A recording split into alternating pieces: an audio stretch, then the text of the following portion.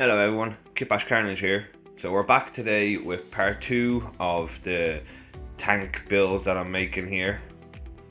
So we're going to just finish off this gun turret and then we're going to move back onto the main body of the tank and try finish off a bit more of that. So here I'm just adding different bits that I find just to kind of break up the round kind of circular lid there, give it a bit more texture and definition. So we're adding like little antennas that we find. I found a little, it's kind of like a engine looking thing. It's just stuff to make it look more mechanical that we're just going to add to this, just like I said, just to break up the flat rounded curved surface and give it a bit more texture and definition, more like a tank would have, kind of, you know, this armor plating around it, kind of like Mod Podged on type of thing.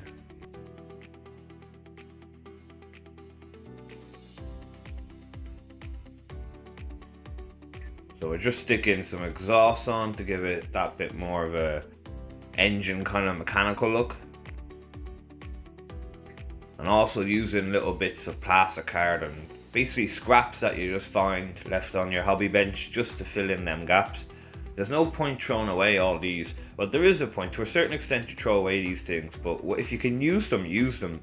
There's no point using fresh material for these type of projects when if you have scraps lying around that would do the same job, why not use that? It has the same type of outcome. You're just recycling and reusing bits instead of using something brand new. So for instance, I've had this foam kind of lying around. It's like they come in sheets, like A4 sheets of foam. It's for hobby crafting. I couldn't tell you exactly what it's called. Just got it from a generic hobby store you'd find in a lot of like cities or towns or whatever. And this I'm using as the tracks. So just because it's flexible, we can mold this easily, like bring it easily around these bottle caps to make a track. And then we'll also, along with more strips of this, smaller strips, use it to make the actual, is it treads, is it? Or track treads? You know what I mean? The feet things that actually are on the tracks in order to give this movement and some type of grip on the ground. I'm so sorry for not knowing all this. But here we're just cutting them little bits and then we're sticking them on the track we put down. These make them little feet, the little gripper parts on the track. And then we'll cut some more little strips off and that will make, so these are little plastic strips from that failed print. I use this at the very underneath, on the underneath side basically of the tank. And we're going to stick these alongside the tracks, and that will make the little connecting points, the links in between each track, will give it that type of look that we're going for. Now, stuff like this may be a little bit tedious, but these are the little steps that you have to do to make things. You don't have to do these, but by doing this, it gives this the tank a little bit more realism. Pulls it off a little bit more, makes it a little bit more believable. Without this, you'd still understand that they are tank tracks, but it wouldn't be as believable or realistic as I want it to be for this project. So as you can see here, we're just cutting the small strips and then putting them alongside them tracks.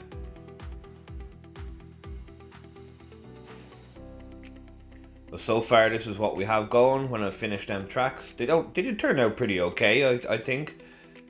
You can see some glue there, but once we prime this, all the glue will be hidden and we'll paint over some rivets and all that other stuff.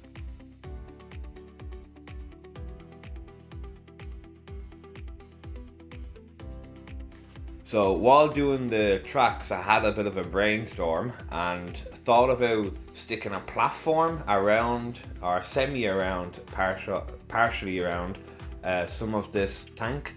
And this is in order so that door that we made from the bit sticking out from the main body that connects the turret on top, when people come out of that, they don't just, there's not just a flat surface between the tank and falling off. There's like a little wall or a little barrier, so it gives that look that they can, you know, some type of protection. If they're getting shot at, they can duck for cover, vice versa, stops them from falling off.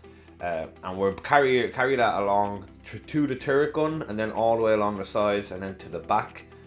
And then you'll see I had like another brainstorm. I was wondering, there's no other way into this tank apart from the exit and entry point on top.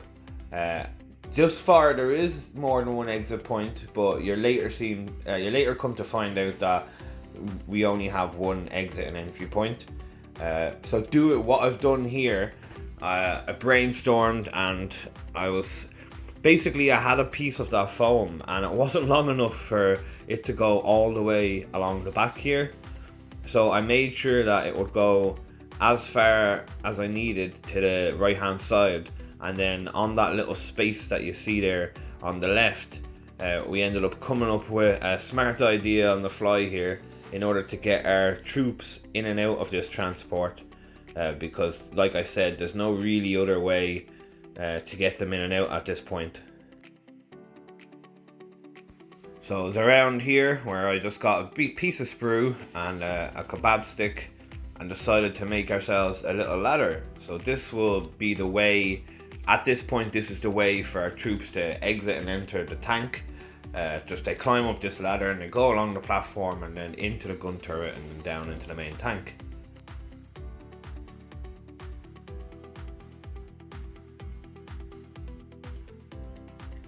So just after I finished this, I kind of realized that walking up and down a ladder isn't really the best way and most efficient way to get in and out of a tank. So we ended up coming up with another way for the troops and vehicles. And when I mean vehicles, I don't mean another rhino or something like that, but like a small hover bike or anything like that, some type of small vehicle may be able to fit through this. Or Terminators and whatnot. You could probably classify a Terminator as a vehicle at this point with the amount of armor they have.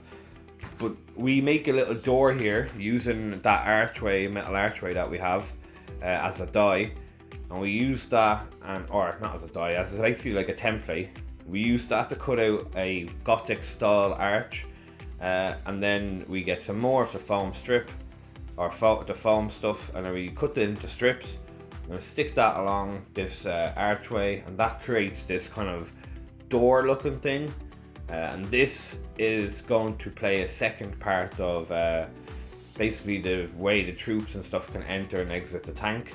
An easier way they can, at ground level, instead of having to, because we all know like someone's going to end up breaking a leg, getting shot, wounded, something like that, and trying to get a stretcher or someone with no legs up a ladder, although they are going to be very well endowed warriors, and they know they've been through it before, they're experts in their crafts. Somebody with no legs is going to find it very difficult to climb a ladder. These are just facts, so let's just make it that little bit more easier for a guy that is half blown apart, from just being in battle, and give him a door that's at ground level. This is just for ease, and I would think that these word bearers, kind of mutant bearers of faith, would have thought about this instead of just creating a ladder. Now, if we were using orcs, that might be more suitable, because as we all know, orcs kind of, I wouldn't say aren't as intelligent, but it's the boys bash get some, type of stuff, rather than taking notes and having dynasties and lineages and all this type of historical quotations of faith, and you get me. So orcs it would have probably been more suitable for, because I could see an injured orc being tossed up on top of the top deck to get in. Just, he's injured, how can we get him on top? And then they just toss him on top. They throw the injured guy on top of the tank, and they just drag him in. Something along more of a funnier kind of Tom and Jerry type of style of, looking after their friends, rather than a more humane way and wheeling them or carrying them, straight through a door on a ground level floor. So I just thought this was the right thing to do at the time. Let me know in the comments what you think. Should I or should I not have put the door at the back on the ground level? Should I just left it plain? You know, I love to hear your guys' input and read the comments on like projects that I do, what you may have done different, or what you agree with what I did do, or any changes that I done later down the line that maybe you thought were good or not as good. So yeah, just make sure you leave a comment down below of your opinions.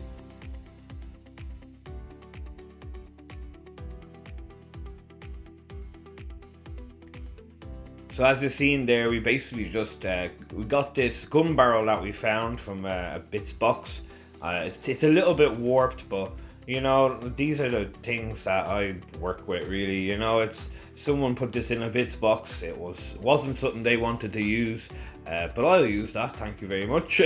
So we stuck the gun barrel just at the front there on the turret that we made, and then we're sticking little bits of other kits that I have basically. So I had a Gundam kit and I'm just sticking the connection points left over just to the sides of the tank, give it a bit more texture and detail, along with some, I think these are like little rocket launcher things, like rocket pods.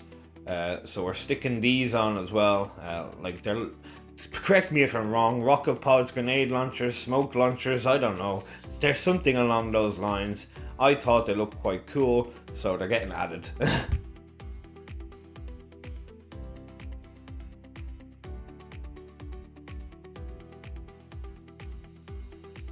And yes, before you say it, how is the gun going to turn?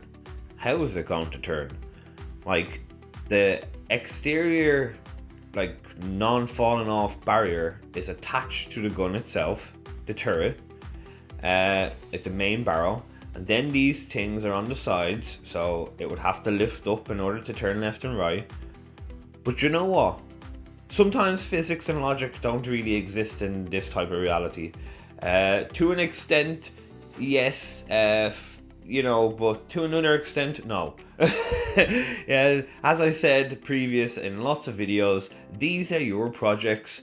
You know, if someone turns around and says that doesn't make sense, do you know what you say to them? It makes sense to me, you know? And that's all that should matter, is as long as what you're doing makes sense to you and you think it looks good, then it's no one else's opinion matters, and who cares what anyone else says. You know, I would not be using something like this in an official tournament anyway. Something like this will be used in a friendly game or just for display purposes, you know. So I have no intention to, you know, use the extra guns and weapons and all this stuff that I'm sticking on and make sure that everything has line of sight and all this. Like, you know, this is purely for my enjoyment and to make a project that has been in my mind for a long time, and I just wanted to add a bigger tank to my army basically.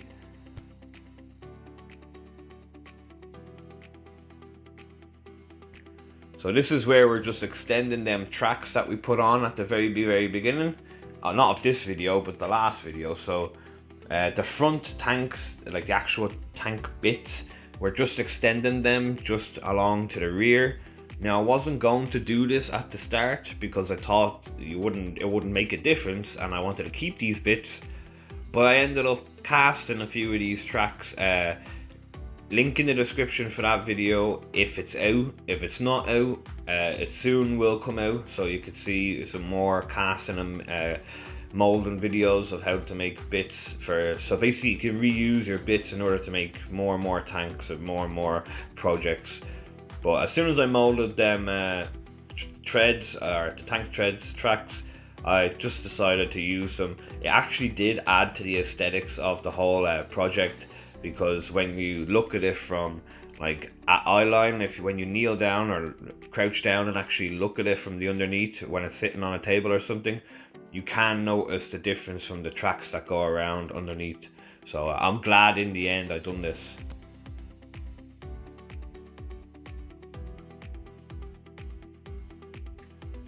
So here we're getting out our friend Milliput. So if Milliput, if you don't know, was a two-part sculpting material basically, or filling material. It's good to do a lot of different things. I like to use it because it's what I am most familiar with. So we quickly just mold these two parts in together. That then starts the chemical reaction and makes this, like, it sets a timer basically in the hardening process. It's not like, right, we have 5 minutes, let's go. You get a good bit of time, half an hour to 45 minutes at least, until the stuff starts to harden up, in my opinion, for me anyway. So here I'm just rolling a little ball of milliput up, and I'm sticking it in that big gap there that it looked beside the turret on the side, and it looked like there was a door that was going to be here, but like I said, we made doors, we don't need doors now. So we're filling this with like milliput ball, and this is going to represent the chaos, kind of demonic, demon soul, kind of warp, what can I say, fungus looking stuff that has taken over this whole tank. So because our army is based on the Word Bearers faction, or whatever you may call it, the faction, legion, whatever, I do apologize, guys. This is all a bit of fun for me. I'm not too much into the lore. I've no time recently. I work so much that all my free time is spent doing the projects. Any other free time, I will at one point get into the lore, but at this stage I have no time. So basically the Word Bearers are a really old legion or faction of chaos, and our particular branding of it, the Mutant Bearers of Faith, are, I wouldn't say an older version, but when the Word Bearers ended up becoming the Word Bearers, our faction, our legion part of the Word Bearers, split apart from them, and they still slept and were slumbered. Like they weren't awake, they were just stationary. So decay and rot and demonic souls and gore and all this, the faith of the chaos gods, this overwhelmed them and took over them. And so then when they finally awoke and their armor ripped from the floor and had like bits of foliage stuck to it with concrete and tiles that was from the ground from where they were kneeling. So here you can just see me using my silicone tool just to make a good connection point with the milliput and the plastic. And then I cut some little strips of the failed 3D print off, and I'm just using them, sticking them into the milliput and using them as little teeth that are coming out of this kind of pus nodule, this demonic kind of gory looking fungus thing on the side of the tank. Also, don't slate me for my lore. I don't know too much, but I know a little bit.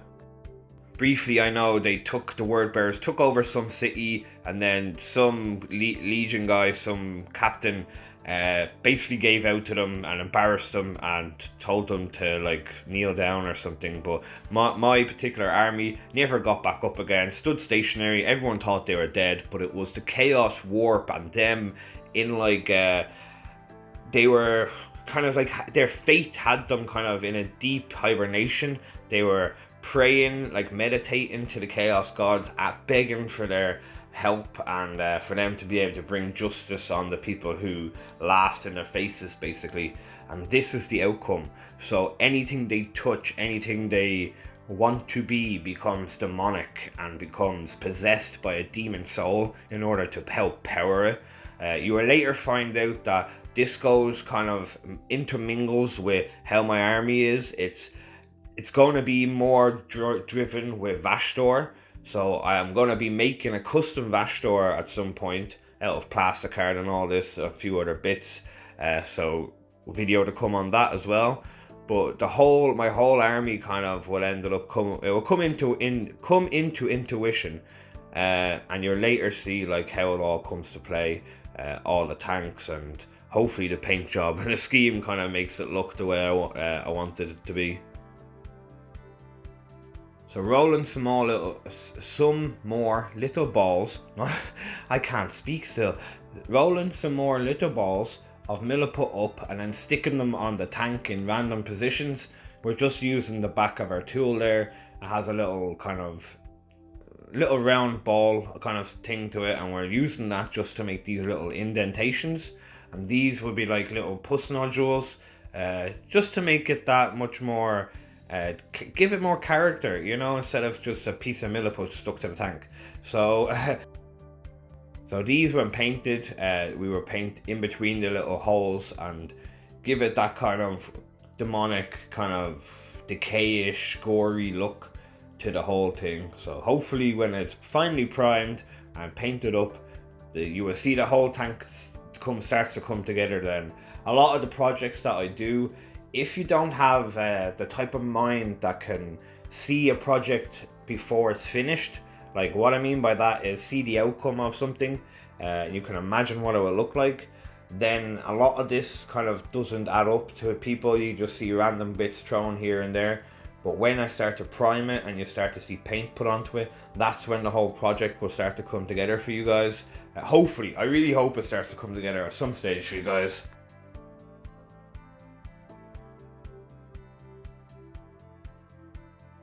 So like I said previous, just using the back of our tool to make them indentations, and then making sure we use our silicone side there or a similar kind of tool just to make a good bond between the milliput and the material itself.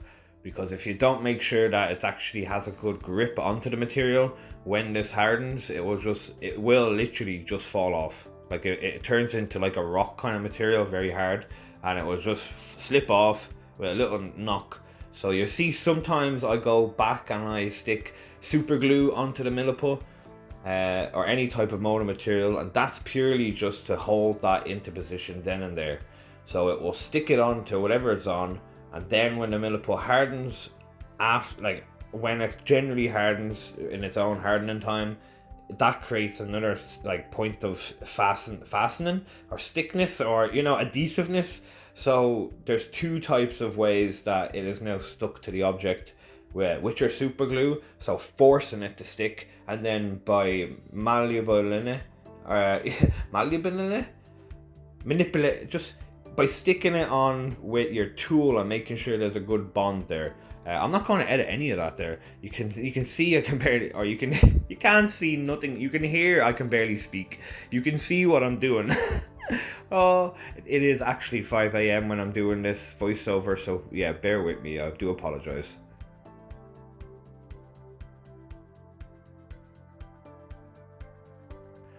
So making some more milliput up, and we're sticking them in random locations, like I said, just to get more pus nodules and corrupted demonic look.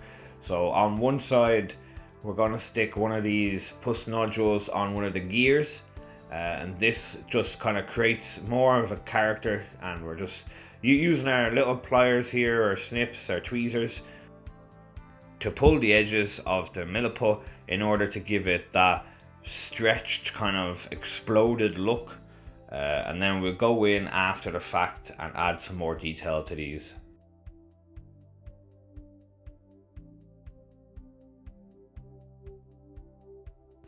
So as you see, this is where I'm using the super glue. So I thought this is a great place to show this, is on a very slick surface. So these bottle cap lids are quite slick. I don't know if you've ever used bottle cap lids while crafting or anything like that, but the top of them, although the outskirts, the rim of them, the edges, have that knurling on them, the top has a very slick kind of shine, and things tend to want to just slip straight off it. So using the super glue to make sure that that bond is secure before we move on, it was crucial to doing stuff like this. Although we have a different material, that foam material, it was the bottle cap material that I wasn't happy with the milliput sticking to. So I wanted to double make sure by sticking some more super glue down. And yes, you can see we go through so many super glues. Like, so many. I think that I see about, what, 1, 2, 3. There's at least 3 or 4 on my desk that I can see. And there's probably about 3 or 4 to the left and right hand side of the screen as well, off camera.